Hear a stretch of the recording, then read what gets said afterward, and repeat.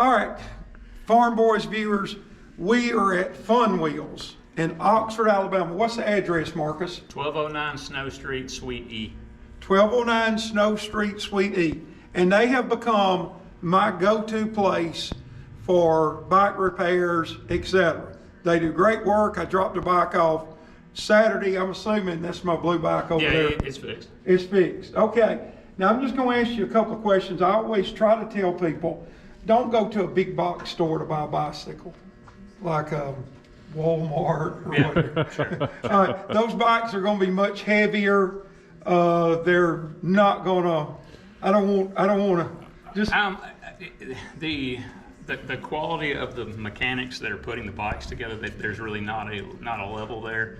So the bikes, they technically just make them look like a bike, because they're only, the people that do it only get paid so much money. So if you have a bike, no matter what it costs, unless you have somebody assemble it that understands what they're doing and that can go back through it after the purchase, they'll both kind of fall apart. So if you have somebody that knows what they're doing, and then they go back through it after the purchase and do your free tune-up, which most every bike in here is going to have a free tune-up after purchase. Reason being, bolts loosen as you ride it, stuff settles, the wheels run out of true.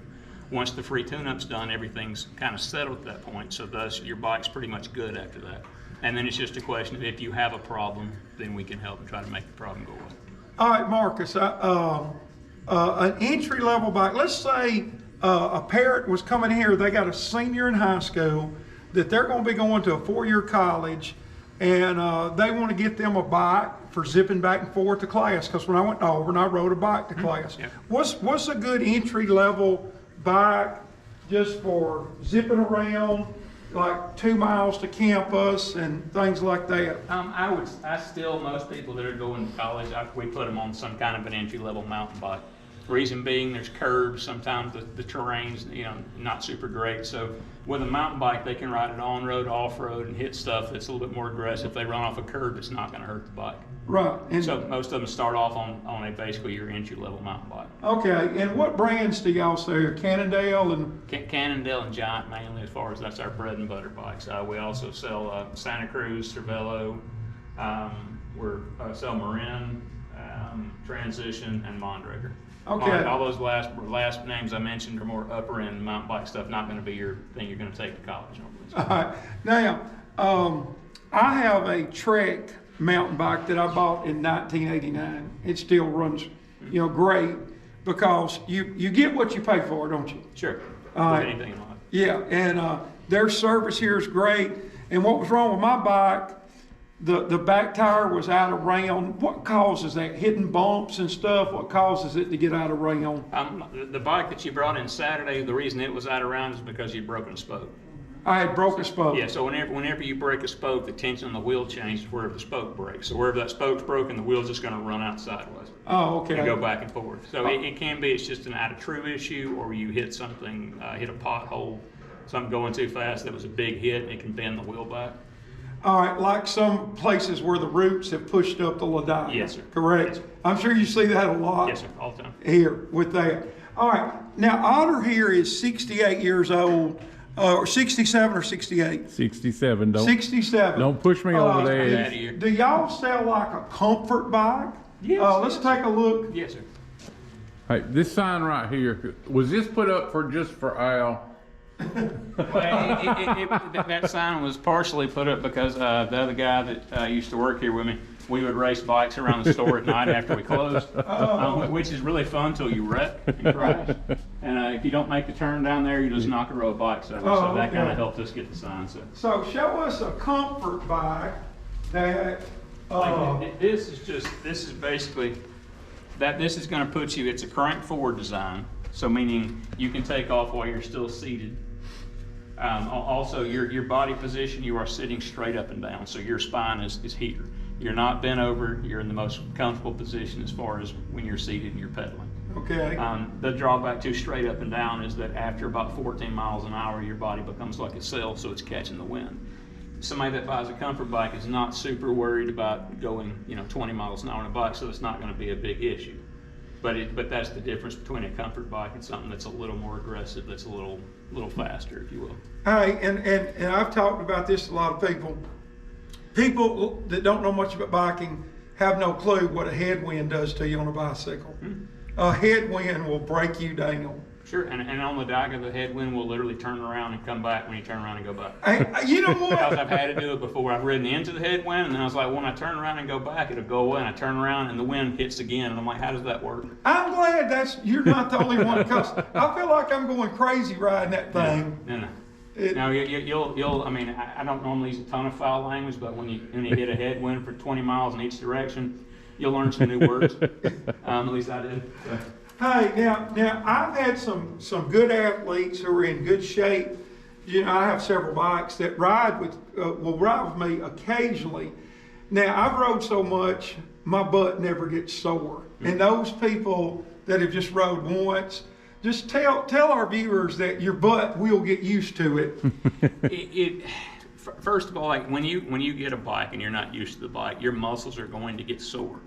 I don't like to start changing geometry of everything until somebody gets about 5 rides out of a bike. 5 rides is enough to figure out if your muscles, let them adjust to the new position they're in. As far as back here goes, it does get better. Your first ride's probably going to hurt. What I recommend for everybody is spandex that has a pad in there to cover everything. And Marcus himself, all types of accessories. Then you've got saddles basically that your seat bones sit here, and then everything else is in the air. So this is all not hitting anything, if that makes sense, right? Oh yeah, absolutely. So you're just putting pressure on your bones and not everything else. So you've got a lot of options as far as saddles go. Some people think that bigger is better, and they come in and ask for the biggest saddle I have. The problem with bigger, this big saddle is good for 10 miles or less. The problem with that for 10 miles is it's so wide it will rub the inside of your legs. Yeah, I've So I'm noticed saying, that. I bought a big saddle, and they're called a saddle, Otter, Not not a a seat. Don't come into a bike shop saying seat. It's a saddle. Yes, sir. But yeah, I've tried a big one before. No, I did not. I changed back. I changed back on it. What are your hours up and through Christmas, or are you running any special hours during Christmas or anything? I will close Christmas Day like normal. Usually Christmas Eve I'll close probably 1 or 2 o'clock, just to get home and spend a little more time with my family. The rest of the time we'll be open like normal. We do what we do during the month of December. I run everything 20% off minimum. I will probably run 20. It'll be 20 to 30% off this year, just because I've been fortunate enough. I've been able to buy a lot of stuff that was on sale, so I can discount it a little more. Okay, and I this year. noticed a lot of bikes in here on sale, and they look like some really good deals. Let's go back in time just a little bit. Tell our viewers how busy you guys were during COVID in selling bikes and not being able to get parts in and stuff. COVID was a different time. My school of thought, as far as my work ethic, has been what my grandmother always taught me. She said, never turn down work. She said, if you turn down work, it'll turn you down at some point. So which is good and bad. During COVID, I was down here 7 days a week for 3 months straight. And my wife, who knows everything, she's here somewhere. She's just very smart. So, but she said, you can't keep doing 7 days a week forever. And I said, I don't turn down work. She goes, well, you're going to have to turn down work. You're going to burn out. So finally, I was down here one day, and I didn't know what day of the week it was. I just knew I was like, we got to get out of here and go drive and go do something. So I took a couple of days off. COVID changed the landscape as far as cycling went. Companies ran out of everything. It was a different time. Bikes were sold before they got here. That all being said, a lot of new people found the joy of cycling from that. And we've actually kept a lot of those people.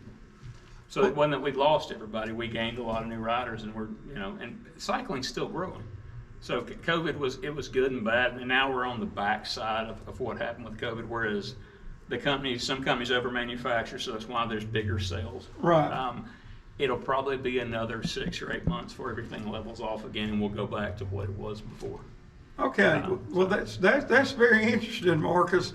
And like I said, I brought my bike in Saturday. It's ready to go and be picked up today. I've had the bike I'm on about 10 years, and they do a wonderful job here at Fun Wheels. Easy place to get to in Oxford, Alabama. They do wonderful work. Now I'm going to ask you one last question. Okay. I have gotten kind of scared. I ride the Ladiga a lot. Oh, and one more thing I think. But if people are just riding on a country road, They definitely need a light. Yes. All right. They need the red flashing light. Talk real quick about what everybody needs when they're out just road riding or whatever. I would say everyone that's on the road needs a decent front light during the day that'll strobe. That way cars can see you from the front, but also a really bright rear light that'll strobe. Because honestly, like lighting stuff nowadays, I think we have a lot of distracted drivers just because of cell phones and a variety of other issues, but they can see a bright flashing strobe light. And it's better too for them to see you. At least it gives them time to react to you being there. So a front and rear light is a must for anybody that's going to be out in traffic or Okay. with cars. All right, and one last thing. I know I ride the Ladiga, which starts in Weaver, and it literally goes all the way to Smyrna, Georgia. But my mountain biking days are over at 58. But there's places around here. What's some good mountain biking areas around this area that people go and hit? Most beginners, the trails that they built at Fort McClellan, roughly there's 13 miles or so of trails, all of it's two-way. So 26 miles if you want to ride it both directions. McClellan is very benign, very beginner friendly, very gentle. It's basically just a rolling path through the woods. There's a couple of newer segments that have like some little more what would be considered intermediate spots, but still the trail in itself is super beginner friendly. Meaning someone can get their first bike and go out there and ride till they're blue in the face and come back and they'll be happy. When they progress past McClellan, when McClellan is something that they've become super comfortable with and they're used to it, they can always head for Coldwater. Coldwater Mountain is the #2 trail in the state of Alabama. It's the #7 weekend getaway for mountain biking in the U.S. It's got a little bit of stuff for everybody. I mean, there's reason people will drive hours and hours to come ride that trail because it's got some aggressive segments to it. How far is Coldwater Trails from right here in Oxford? I think it's 5.5 miles from where we're standing, Okay. so Well, it's not far. You got me thinking about something, Marcus. I may need to bring my mountain bike in here, get you to tune it up, and I need to go out there and try McClellan if it's easy. It is. I mean, whenever I bike or mountain bike, I've got my car keys in one of my 3 pockets back here, my phone's in the other with my Strava running. On McClellan, I can get a phone call, take my hand off the bar, answer my phone, talk to them, hang it back up, and put my hand back on the bar. If I did that at Coldwater, I would be in the ER. Oh, gosh. So that's the difference in the trail system. I mean, I can say you're just basically a lot of McClellan is you're just kind of riding through the woods. What, do you turn there at Weaver to the right to get into the McClellan Pass? No, McClellan, you know where the bypass is. Yeah, These yeah. bypass. So, the bypass where you turn off to go to Anniston, right before that turnoff, there's another turnoff where there's 2 roads that go down side by side. Okay. When you turn right there, go down to the bottom, take a right, and then start looking on your right, and you'll see a sign that says McClellan Mountain Bike Trails. And take it to basically when you turn off, take a right, get down, take a right, and then take another right. Oh, okay. That's right and there's not going to be a bunch of logs in the trail where I got to jump over them and that kind of. No, unless a tree fell during the middle of the night. No, McClellan's pretty much like there are intermediate stuff that's built into it, and what I mean by that specifically is here it's flat. There'll be a couple little rocks that are about this tall set around so you can ride over the little bitty rocks and get back on the trail so you can feel what intermediate feels like. And if you don't want to do intermediate, just keep going the regular trail and you'll be fine. So McClellan has grown mountain biking locally more than even Coldwater has. Just because most people are beginners and they want to go out and ride, and they're not advanced enough for Coldwater from the get-go. All right. Well, hey, I know Marcus is super busy. He's fixing to check me out with my bike, and it's good to go. I usually average anywhere from 12 to 13 miles an hour on the Ladiga. And maybe he's got me a little more speed now. Probably. He probably ain't got nothing to do with that, Al. Well, but I'm motivated now. Hey, Marcus, thank you again. Yes, sir. Happy Guys, to come to Fun Wheels, get you a bike, get you accessories right here in Oxford, Alabama, and you're within just a few miles of a lot of different paths to ride. That's a wrap, and tell them about our sponsor. All right, if you have any real estate needs, see our sponsor, Jennifer Gallops at Keller Williams Metro South Realty. If you're buying, selling, whatever you need, she can help you. She's moving a lot of houses right now, so give her a call. Hey, and one last thing. Obesity, high blood pressure, major problems in America. Come up here, get you a bike, and get your butt in shape. And you, hey, Mark,